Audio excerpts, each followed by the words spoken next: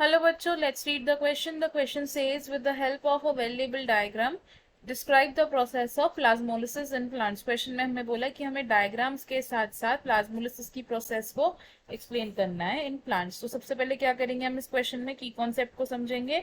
तो in this question हमारा की कॉन्सेप्ट होगा प्लाज्मोलिसिस।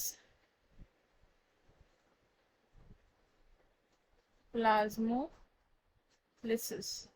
प्लाज्मोलिसिस क्या होता है? अब जब हम एक सेल को हाइपरटोनिक सॉल्यूशन के अंदर रखते हैं तो सेल में क्या होता है, श्रिंकेज हो जाती है प्रोटोप्लाज्म की।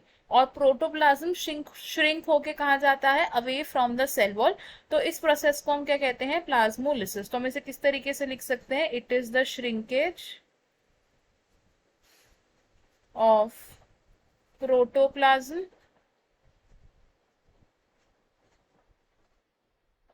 away from the cell wall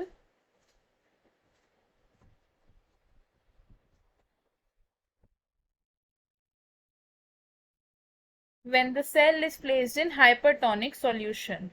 When the cell is placed in hypertonic solution.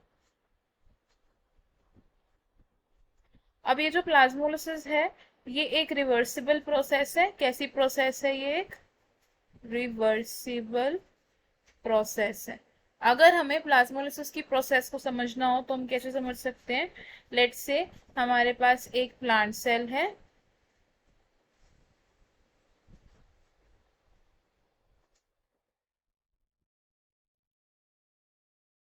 ये क्या है, सेल वॉल है।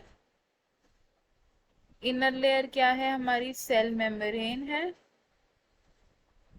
और इसके अंदर क्या है, सभी साइटोप्लाज्मिक कंटेंट्स और साथ ही साथ ऑर्गेनल्स हैं।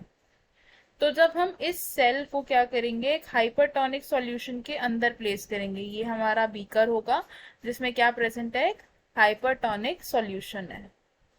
Hypertonic solution.